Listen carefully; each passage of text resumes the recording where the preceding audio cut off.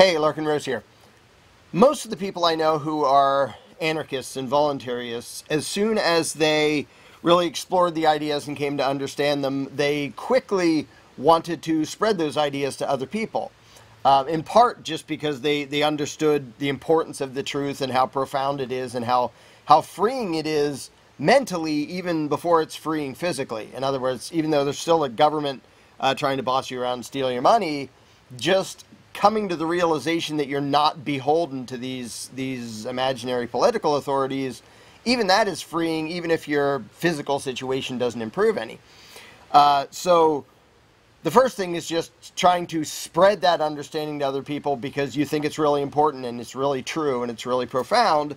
And because it's a numbers game. If you have a few people who understand the concepts of actual individual liberty, and the rest of the world still believes in government and statism, doesn't really do any good on a practical basis because the majority is still going to send in tanks to run over anybody who doesn't do as they're told and obey the ruling class. So both practical and just sort of evangelical reasons for as soon as people understand this truth, they want to share it with other people. Now, when it comes to the trying to get that idea into other people's heads, to me, there are two different avenues, two very distinct avenues. One has to do with argument and persuasion, and, you know, it's books, it's videos, it's debates, it's things like that. And I've done a bunch of that stuff, and I will keep doing a bunch of that stuff. There are pros and cons of this approach. The main con, which is a pretty obvious one, is as soon as you're in a debate with somebody, it's your ideas versus their ideas, they are naturally going to be defensive and combative, and they're going to try to cling to whatever they already believe and try to argue in favor of whatever they already believe. It's just human nature. It's just the way psychology works. So when I do public debates, almost never is my goal to persuade the person I'm talking to. My target audience is always the people watching, whether I'm doing it on a video or in public or just in some chat room somewhere on Facebook or something. My goal is to get to the audience who is, they don't have to be emotionally invested in one side or the other. They're just spectators. They don't have to answer the questions. They don't even have to pick a side. They can just sort of watch and say, well, that has a point, but yeah, what about that? And so they're actually in a position where they may learn stuff. So the person I'm arguing with, the likelihood that he's going to change his mind on the spot is slim to none, and I don't care. That's not why I do it. Now, when you get to a situation where there are people you actually know personally that are in your life, people you care about, maybe people you love, maybe people in your family, coworkers, whoever, if you go into debate mode and you make them go into combat mode and you make them get defensive, the vast majority of the time you'll quickly find yourself bashing your head against a brick wall. So while I do debates in public and while I would keep doing that for the sake of the quiet spectators watching, not for the sake I'm arguing with, if your goal is to have the person you're actually talking to understand and embrace the concepts that you're talking about, your approach needs to be very, very different.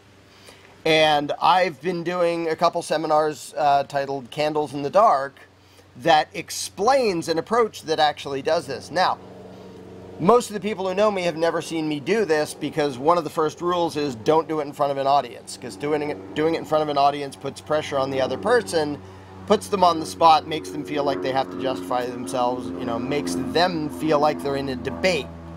And if they don't know how to answer something or their position doesn't make any sense, they're afraid they're going to look stupid. And so all these little psychological things play into their inability to just openly hear what you're saying.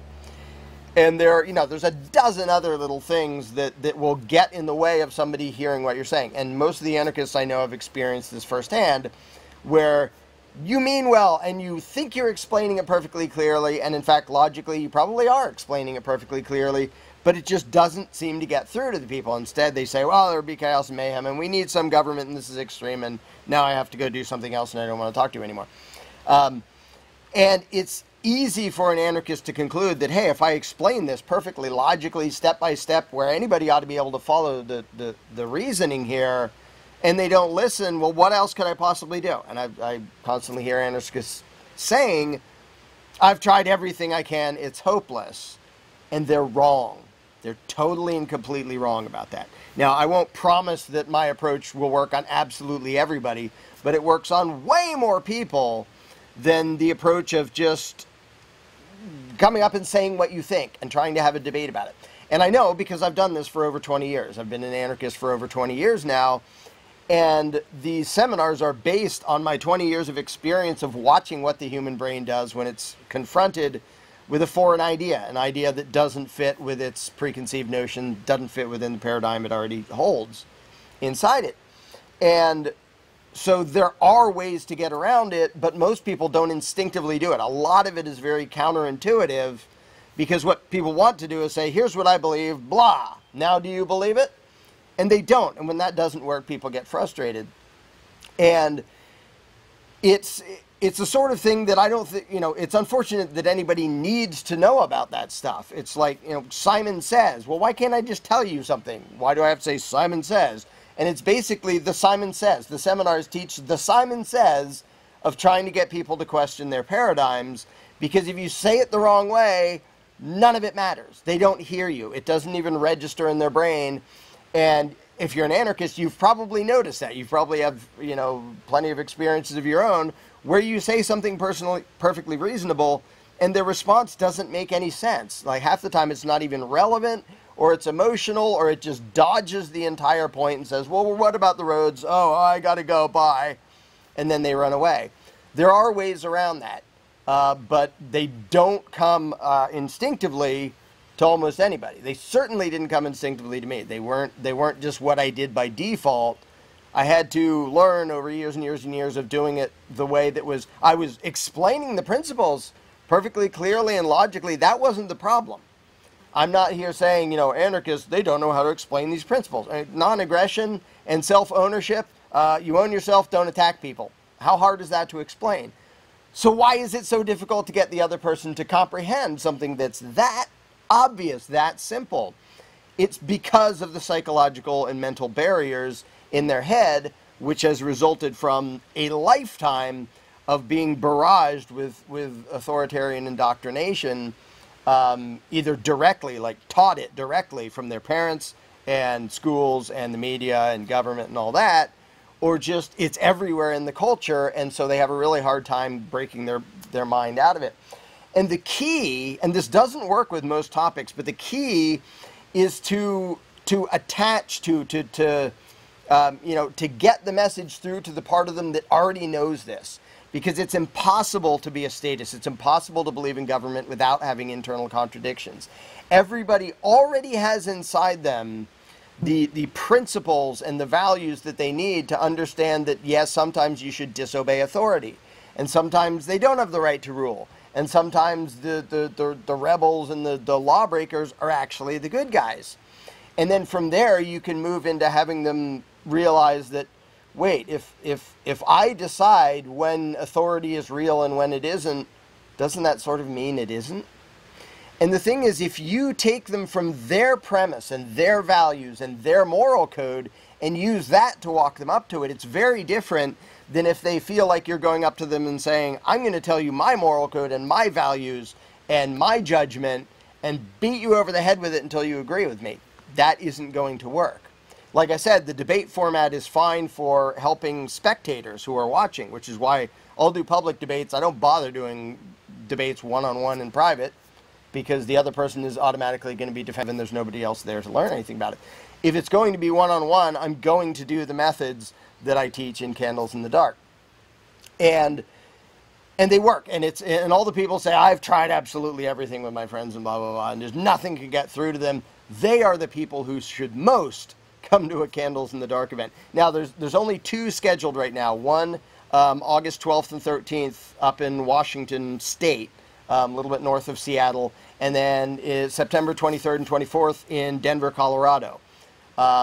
If you're anywhere near there, get to one. If you're going to wait around for one to be closer to you, I don't even know when or if another one's going to happen. So those are the two, and I'll put a link in the description below for how to get tickets and do that. But it's one of those things that the only thing I can offer, because, it's one of those things that if somebody says, I have a product that you really need, and you're like, well, I don't think I need anything. If you haven't used it and you haven't tried it and you haven't seen the results, you may think, well, I have no use for that. I don't need that. I mean, if I was talking to the me of 10 years ago, trying to get me, the old me, to come to the seminar, I would say, no, I already understand the issues perfectly. I know how to explain it perfectly well. That has nothing to do with it. Like, I see thousands and thousands of voluntarists and anarchists who can explain the issues and the concepts perfectly clearly, and their track record of getting through to people is really bad because they think that should be enough. And, you know, if we were a rational species, that would be enough. Logic and reason, there, we're done. But that's not how it works. You have to get around the minefield of the human psychology, and there are ways to do it. Most people don't know how to do it because they haven't bothered to study it. I accidentally studied it over 20 years of being an anarchist and watching how people respond to things. And so the best thing I can do is point to a bunch of statements from people who have already been to the one of the first two seminars I did in Phoenix and Redlands, California, where people are trying it. They're saying, yeah, there is an obvious difference in the response. And you get to see it at the seminar, because in the last session we invite in people who either they don't care about politics at all, or it doesn't matter what flavor of politics they are, but they believe in government, you know, the mainstream, what we're taught about political authority. We invite them in. We actually pay them $50 for a 15-minute conversation. And some of them came in, you know, looking tense, like they thought they were there for a debate, because that's what people expect. Nobody got mad. There was no tension. There was no arguing. It was all fun. It was all happy. It was all smiling and discussing. And they actually heard what the people were saying to them. And as weird as that may sound to anarchists, yes, you can get most of the world to hear what you're actually saying, but you can't just do it by logically barfing out your ideas in their face and then expecting them to grasp that. Again, I wish human beings were such that that works, but it doesn't in the vast majority of cases. But there are things that do work.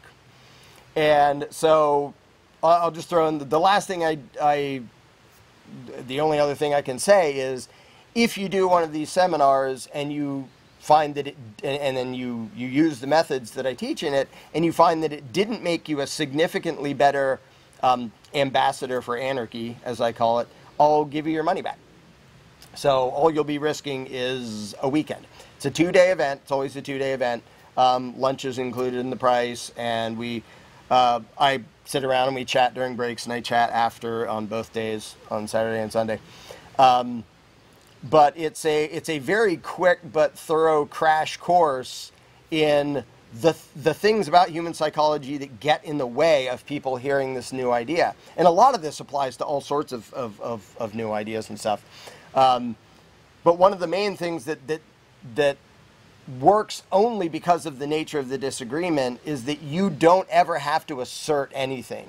You can get them to their own contradictions just by questions, because inside their own head there are already contradictions, and if you can bring them up to them without them feeling like you're an outside attacking, you know, enemy with enemy ideas that you're trying to bash into their heads, they're way more likely to actually hear what you're saying and think about it and get to the point where they actually question things.